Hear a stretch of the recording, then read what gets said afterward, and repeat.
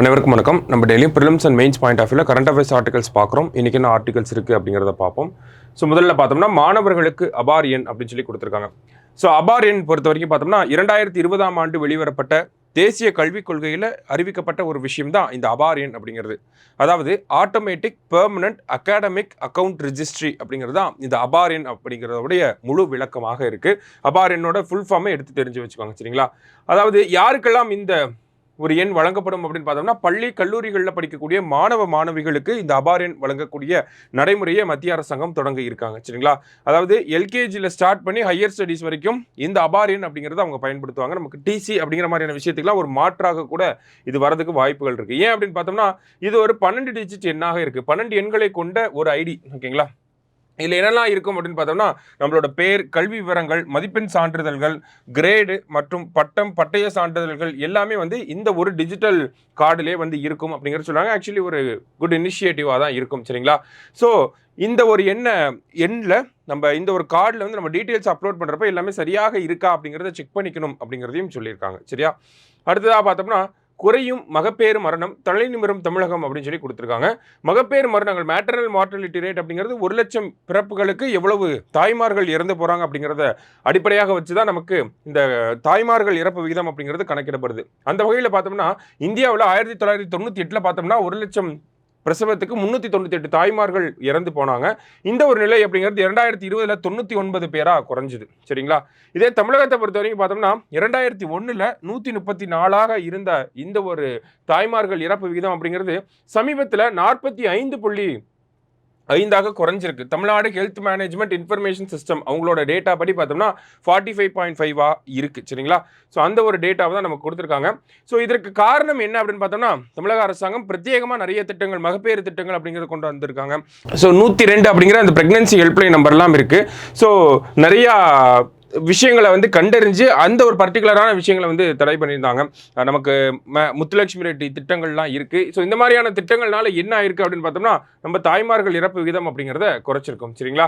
So ஆரம்ப நிலை சுகாதார கட்டமைப்பு, இந்த மாதிரி உள்கட்டமைப்பு வசதிகளை அதிகப்படுத்தினதும் இது ஒரு முக்கியமான காரணங்களாக இருக்குது. அடுத்ததாக பார்த்தீங்க அப்படின்னா இணைக்கப்பட்ட விண்கலங்கள் இஸ்ரோவின் இமாலய சாதனை அப்படின்னு சொல்லி கொடுத்துருக்காங்க. அடுத்தது ரஷ்யா, அமெரிக்கா, சைனாவுக்கு அடுத்தபடியாக விண்வெளியில் டாக்கிங் எக்ஸ்பெரிமெண்ட்டை சக்ஸஸ்ஃபுல்லாக பண்ணி முடித்த ஒரு நாடாக இந்தியா வந்து இப்போ உருவெடுத்திருக்காங்க. ஸோ ஸ்பேஸ் டாக்கிங் எக்ஸ்பெரிமெண்ட் அப்படின்னு சொல்லக்கூடிய ஸ்பேடெக்ஸ் அப்படிங்கிற திட்டம் டிசம்பர் 30, 2024 அன்று விண்ணுக்கு அனுப்பப்பட்டுச்சு.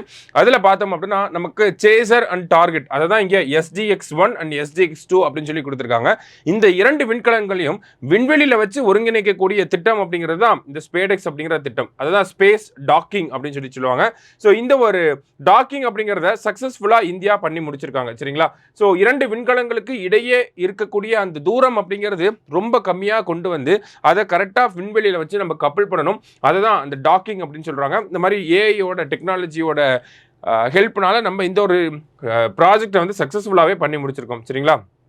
அடுத்ததாக பார்த்தீங்க அப்படின்னா ஸோ இந்த ஒரு திட்டத்தினுடைய அம்சங்களை நம்ம பார்த்தோம் அப்படின்னா என்ன முக்கியத்துவம் அப்படின்னு பார்த்தோம்னா இப்போ உதாரணத்துக்கு ஃபால்கான் பார்த்தோம்னா 68 டன் எடைகளை வந்து எடுத்துகிட்டு போகும். அதே மாதிரி சீனாவோட லாங் மார்ச் அப்படிங்கிறது பார்த்தோம்னா கிட்டத்தட்ட 25 டன் எடையை எடுத்துகிட்டு போகக்கூடிய அளவில் உருவாக்கப்பட்டிருக்கு. ஆனால் நம்மளுடைய LVM-3 லான்ச் வெஹிக்கிள் மார்க் 3 அப்படிங்கிறது பார்த்தோம்னா 8 டன் எடையை மட்டும்தான் எடுத்து செல்ல முடியும். அதற்கு மேலே ஒரு விண்கலன் இருக்குது அப்படின்னா அதை நம்மளால் கொண்டு போக முடியாது. வெளிநாடுகளுடைய உதவி அப்படிங்கிறது தேவைப்படுது. அப்படி இருக்கப்ப நம்ம விண்கலன்களை தனித்தனியாக அனுப்பி அதை விண்வெளியில் வச்சு ஒருங்கிணைச்சிட்டோம், டாக்கிங் பண்ணிட்டோம் அப்படின்னா நம்ம வெளிநாடுகளோட உதவி அப்படிங்கிறது தேவைப்படாது. நம்மக்கிட்ட இருக்கக்கூடிய கெப்பாசிட்டியை வச்சு நம்மளால் அந்த விண்வெளி ஆராய்ச்சிகளை பண்ணி முடிக்க முடியும். அதுதான் இந்த ஒரு ஸ்பேடெக்ஸ் மிஷனோட முக்கியமான ஒரு அப்ஜெக்டிவாக இருக்குது. அதே மாதிரி பார்த்தோம்னா சந்திராயன் 4 அந்த ப்ராஜெக்ட்டுக்கும் சரி, வரக்கூடிய பாரதிய அந்தாரிக்ஸ் ஸ்டேஷன் அப்படின்னு சொல்லக்கூடிய இந்தியாவுக்கான சொந்தமான விண்வெளி நிலையம் 2035 இந்தியா அந்த இலக்கை வந்து நிர்ணயித்து இருக்கிறாங்க. ஸோ அந்த மாதிரியான திட்டங்களுக்கும் இது வந்து ரொம்ப பயனுள்ளதாக இருக்கும் அப்படிங்கிறது தான் இந்த ஆர்டிக்கலில் நமக்கு கொடுத்துருக்காங்க. கடைசியாக பார்த்தோம் அப்படின்னா அசாம் மாநிலத்தின் அதிசய அரிசி அப்படின்னு சொல்லி கொடுத்துருக்காங்க. ஸோ இந்தியாவுடைய முக்கியமான ஒரு உணவுப் பொருள் அப்படின்னு பார்த்தோம்னா அரிசி. அதில் அசாமில் இருக்கக்கூடிய ஒரு அரிசி ஒரு வித்தியாசமான அதிசயமான அரிசி அப்படின்னு சொல்லலாம். என்ன அரிசி அப்படின்னு பார்த்தோம்னா அதனுடைய வகை பேர் என்ன அப்படின்னு பார்த்தோம்னா அகோனி போரா அப்படின்னு சொல்லுவாங்க, ஓகேங்களா? அகோனி போரா ரைஸ் ஆஃப் அசாம் அப்படின்னு சொல்லுவாங்க. ஸோ இந்த அகோனி போரா அரிசி வகையை பொறுத்த வரைக்கும் பார்த்தோம்னா ரொம்ப சீக்கிரமாக சமைச்சு முடிச்சிட முடியும் இந்த அகோனி போரா அரிசி வகையை பொறுத்த வரைக்கும், ஓகேங்களா? இப்போ உதாரணத்துக்கு பார்த்தோம்னா ஒரு நம்ம அரிசியை ஒரு கோல்டு வாட்டரில் போட்டோம்னா 45 நிமிஷத்துக்கு ஊற வச்சோம்னா போதும், அதுவே வந்து அரிசியாக பொங்கிடும், ஓகேங்களா, சாப்பாடாக வந்துடும். அதே மாதிரி இதே ஹாட் வாட்டர் அப்படின்னு பார்த்தோம்னா 15 to 20 மினிட்ஸில் அது நம்ம இலையில போட்டு சாப்பிட்ற அளவுக்கே ரெடி ஆயிரும். சரிங்களா? இதனால என்ன ஆகுது அப்படின்னு பார்த்தோம்னா, இந்த அகோனி போகிற அரிசி வகைக்கு நமக்கு அடுப்பை போட்டு எரிய வைக்கணுங்கிற அவசியம் கிடையாது, ஓகேங்களா, சாப்பாடை பொங்கணுங்கிற அவசியம் கிடையாது, தண்ணியில் போட்டு வச்சாலே அதுவே பொங்கிடும். சரிங்களா? ஸோ இதுதான் இந்த ரைஸோட ஒரு அட்வான்டேஜ் அப்படின்னு சொல்கிறாங்க. கிட்டத்தட்ட பார்த்தோம்னா 4 to 5 மாதங்களில் இந்த ஒரு அரிசி விளைஞ்சே முடிச்சிடும். சரிங்களா? ஸோ அதை தான் இந்த இடத்துல கொடுத்துருக்காங்க. அசாமுடைய டிட்டாபோர் அரிசி ஆராய்ச்சி மைய விஞ்ஞானிகள் தான் இந்த அரிசியை 1992 மேம்படுத்தினாங்க அப்படிங்கிறத கடைசி செய்தியாக நமக்கு கொடுத்துருக்காங்க. சரியா? ஸோ இன்னைக்கு முக்கியமான செய்திகளை பார்த்துருக்கோம். நன்றி.